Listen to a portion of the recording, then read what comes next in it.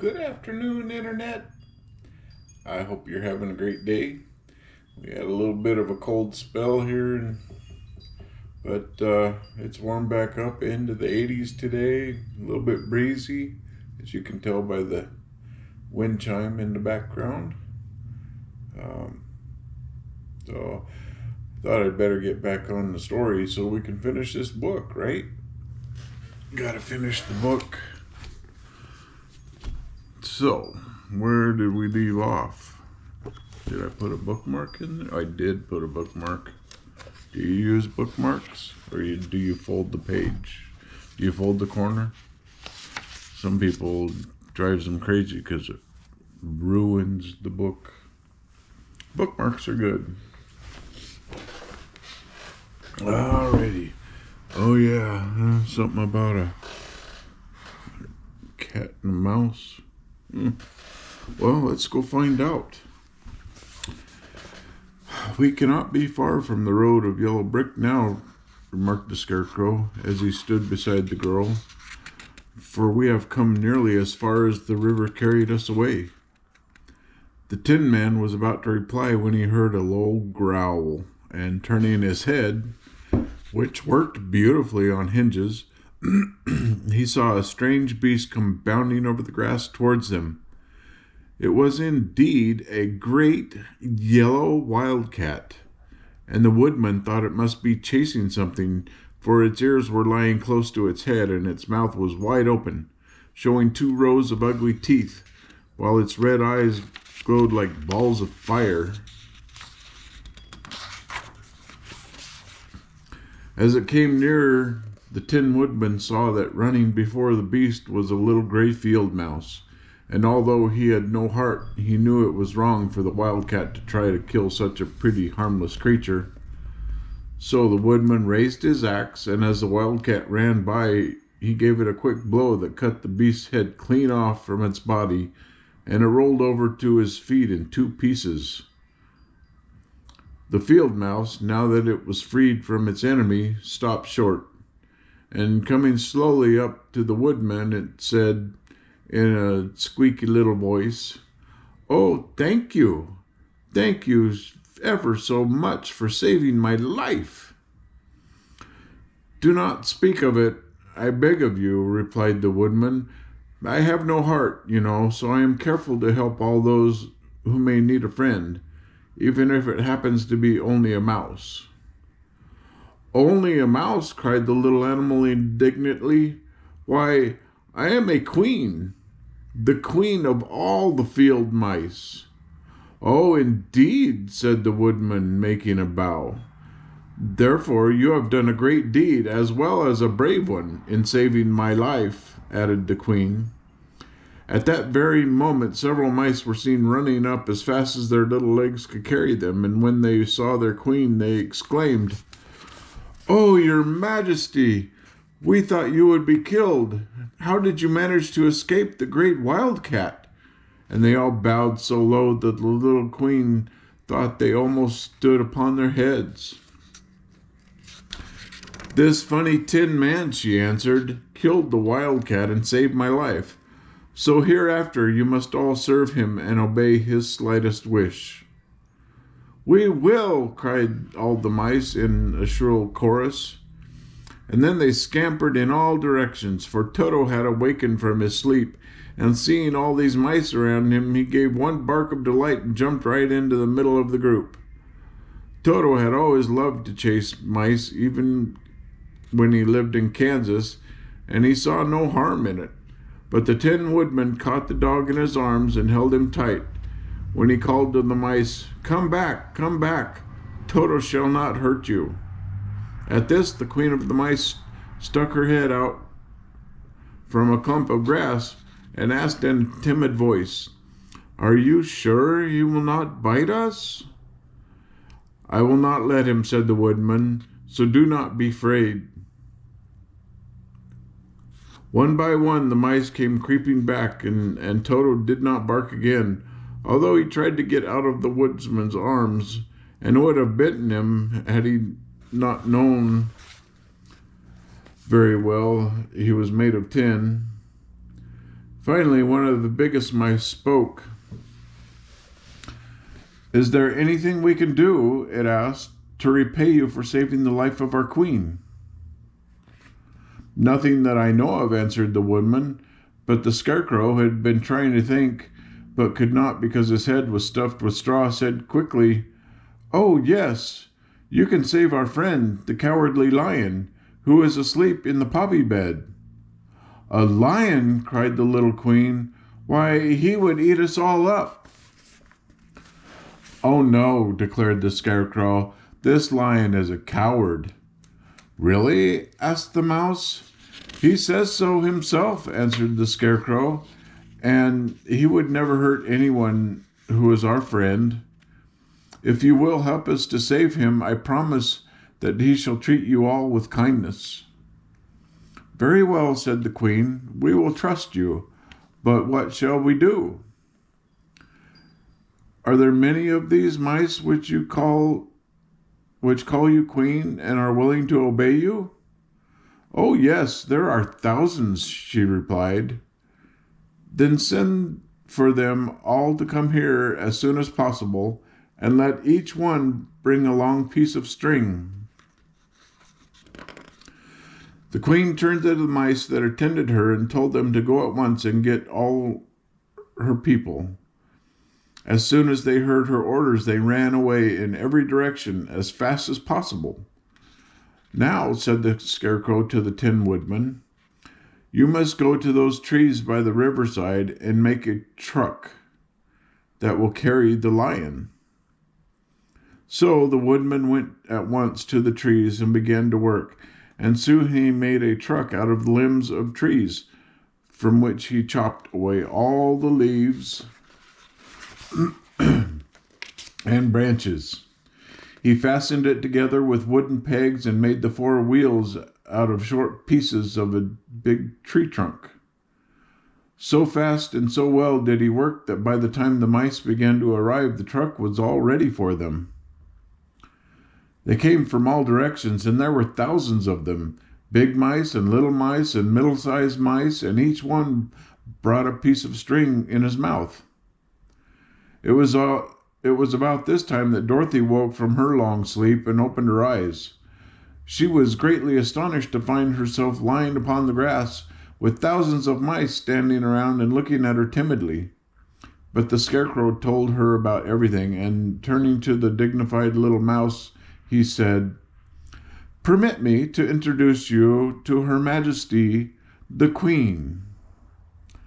Dorothy nodded gravely, and the queen made a curtsy, after which she had become quite friendly with the little girl. The scarecrow and the woodman now began to fasten the mice to the truck, using the strings they had brought. One end of the string was tied around the neck of each mouse and the other end to the truck. Of course, the truck was 1,000 times bigger than any of the mice who were to draw it, but when all the mice had been harnessed, they were able to pull it quite easily. Even the scarecrow and the Tin Woodman could sit on it and were drawn swiftly.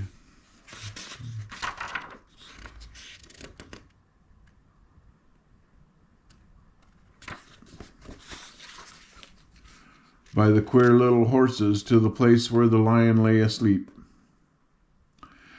After a great deal of hard work, for the lion was heavy, they managed to get him up on the truck. Then the queen hurriedly gave her people the order to start, for she feared if the mice stayed among the poppies too long, they also would fall asleep. At first, the little creatures, many though they were, could hardly stir the heavily loaded truck. But the woodman and the scarecrow both pushed from behind, and they got along better.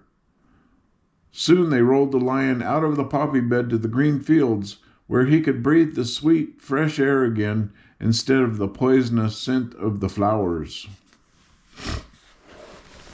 And all the little mices pulling the lion.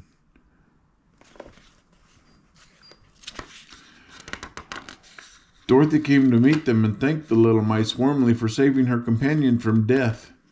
She had grown so fond of the big lion, she was glad he had been rescued. Then the mice were unharnessed from the truck and scampered away through the grass to their homes. The queen of the mice was the last to leave. "If you ever need us again," she said, "come out into the field and call, and we shall hear you and come to your assistance. Goodbye." "Goodbye," they all answered, and away the queen ran, while Dorothy held Toto tightly lest he should run after her and frighten her. After this they sat down beside the lion until he should awaken, and the scarecrow brought Dorothy some fruit from a tree nearby, which she ate for her dinner.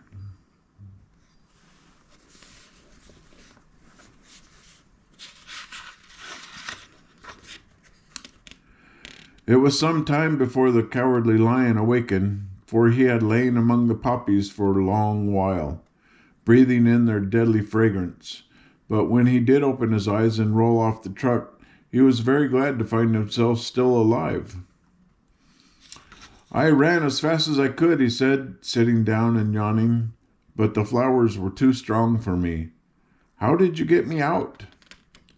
When they told him of the field mice and how they had generously saved him from death, the cowardly lion laughed and said, "I have always thought myself very big and terrible, yet such small things as flowers came near to killing me, and such small animals as mice have saved my life. How strange it all is!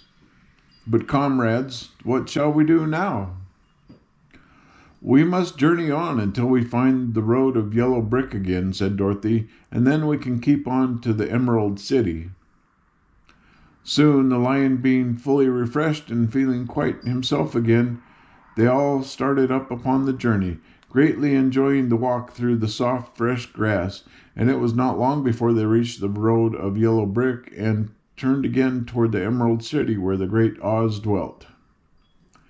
The road was smooth and well paved, and the country around was beautiful, so the travelers rejoiced in leaving the forest far behind, and with it the many dangers they had met in its gloomy shades.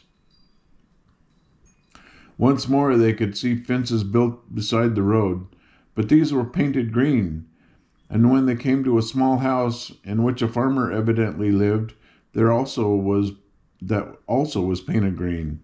They passed by several of these houses during the afternoon, and sometimes people came to the doors and looked at them as if they would like to ask questions. But no one came near them nor spoke to them because of the great lion, of which they were much afraid. The people were all dressed in clothing of a lovely emerald green color and wore peaked hats like those of the Munchkins. "This must be the land of Oz," said Dorothy, "and we are surely getting near the Emerald City." "Yes," answered the Scarecrow, "everything is green here, while in the country of the Munchkins blue was the favorite color. But the people did not seem to be as friendly as the Munchkins, and I'm afraid we shall be unable to find a place to pass the night." "I should like something to eat besides fruit," said the girl, "and I'm sure Toto is nearly starved. Let us stop at the next house and talk to the people." So when they came to a good-sized farmhouse, Dorothy walked boldly up to the door and knocked. A woman opened it just far enough to look out and said, "What do you want, child, and why is that great lion with you?" "We wish to pass the night with you, if you will allow us," answered Dorothy. "And the lion is my friend and comrade, and would not hurt you for the world." "Is he tame?" asked the woman, opening the door a little wider. "Oh, yes," said the girl, "and he is a great coward, too."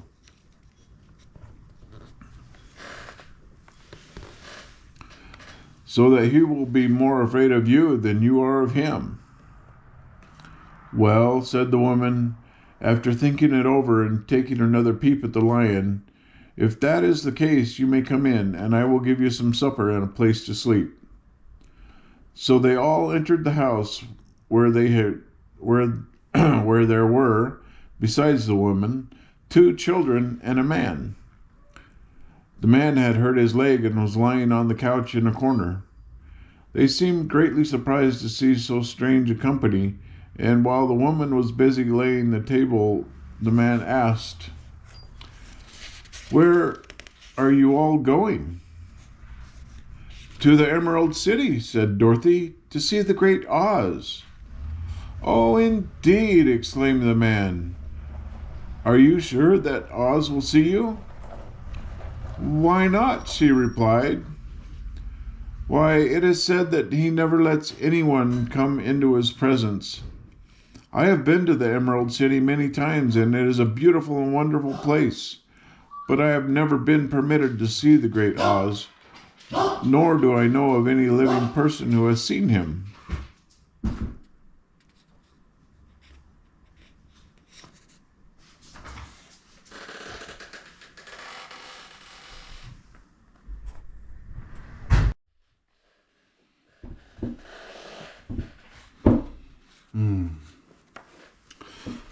Okay, so sorry about the interruption, UPS. Anyway, where were we? Let's see. We'll start back at the top of this page. Yeah. "Where are you all going?" "To the Emerald City," said Dorothy, "to see the great Oz." "Oh, indeed!" exclaimed the man. "Are you sure that Oz will see you?" "Why not?" she replied. "Why, it is said that he never lets anyone come into his presence. I have been to the Emerald City many times, and it is a beautiful and wonderful place. But I have never been permitted to see the great Oz, nor do I know of any living person who has seen him." "Does he never go out?" asked the Scarecrow. "Never. He sits day after day in the great throne room of his palace, and even those who wait upon him do not see him face to face." "What is he like?" asked the girl. "That is hard to tell," said the man thoughtfully. "You see, Oz is a great wizard and can take on any form he wishes, so that some say he looks like a bird, and some say he looks like an elephant, and some say he looks like a cat. To others he appears as a beautiful fairy, or a brownie, or in any other form that pleases him. But who the real Oz is, when he is in his own form, no living person can tell."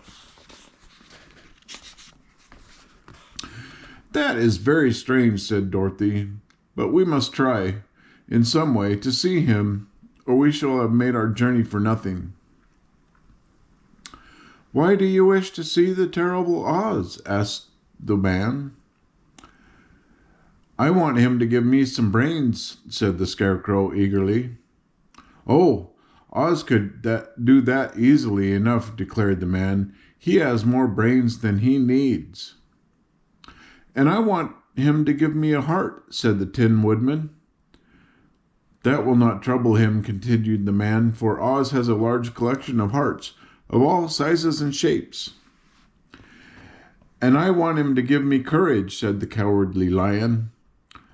"Oz keeps a great pot of courage in his throne room," said the man, "which he has covered with a golden plate, to keep it from running over. He will be glad to give you some." "And I want him to send me back to Kansas," said Dorothy. "Where is Kansas?" asked the man in surprise. "I don't know," replied Dorothy sorrowfully, "but it is my home, and I'm sure it's somewhere." "Very likely. Well, Oz can do anything, so I suppose he will find Kansas for you. But first you must get to see him, and that will be a hard task, for the great wizard does not like to see anyone, and he usually has his own way." "But what do you want?" he continued, speaking to Toto. Toto only wagged his tail, for, strange to say, he could not speak. The woman now called them that supper was ready, so they gathered around the table, and Dorothy ate some delicious porridge and a dish of scrambled eggs and a plate of nice white bread, and enjoyed her meal. The lion ate some of the porridge, but did not care for it, saying it was made from oats, and oats were food for horses, not for lions. The Scarecrow and the Tin Woodman ate nothing at all. Toto ate a little of everything and was glad to get a good supper again. The woman now gave Dorothy a bed to sleep in, and Toto lay down beside her, while the lion guarded the door of her room so that she might not be disturbed. The Scarecrow and the Tin Woodman stood up in a corner and kept quiet all night, although, of course, they could not sleep. The next morning, as soon as the sun was up, they started on their way, and soon saw a beautiful green glow in the sky just before them.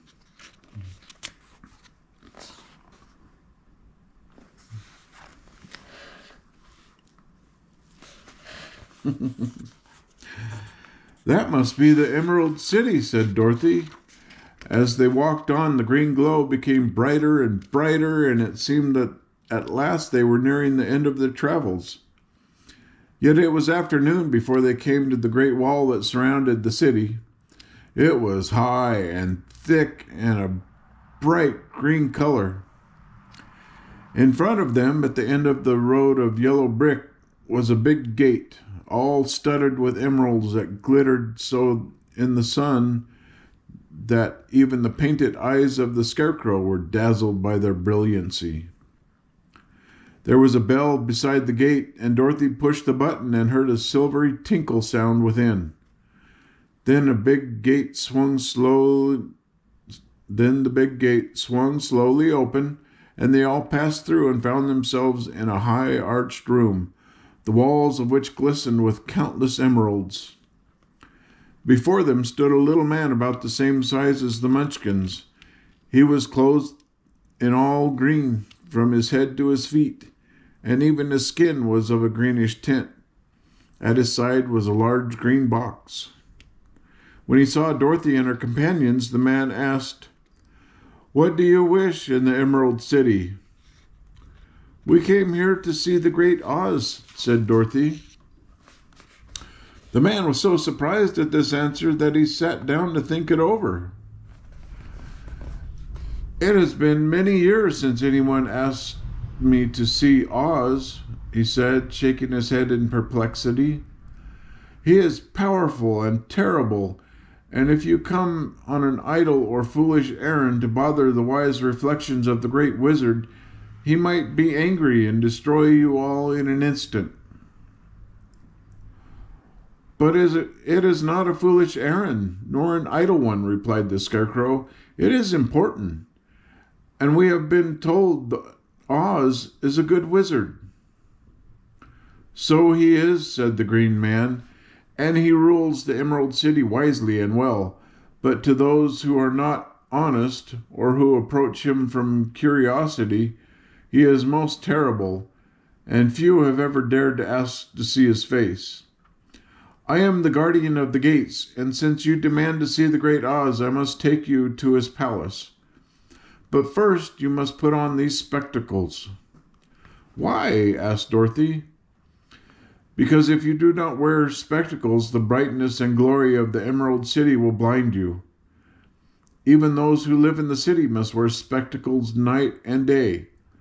They are all locked on, for Oz so ordered it when the city was first built, and I have the only key that will unlock them." He opened a big box, and Dorothy saw that it was filled with spectacles of every size and shape. All of them had green glasses in them. The guardian of the gates found a pair that would just fit Dorothy and put them over her eyes.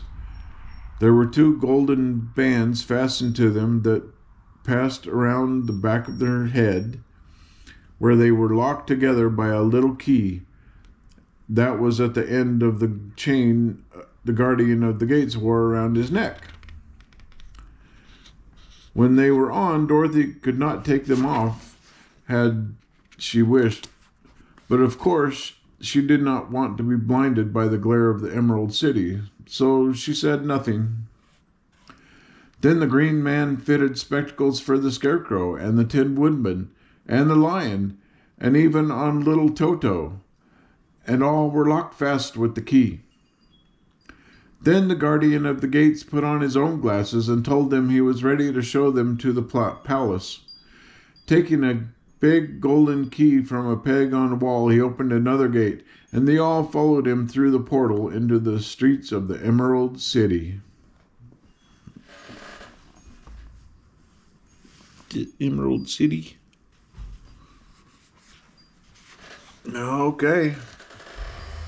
That'll be our next chapter.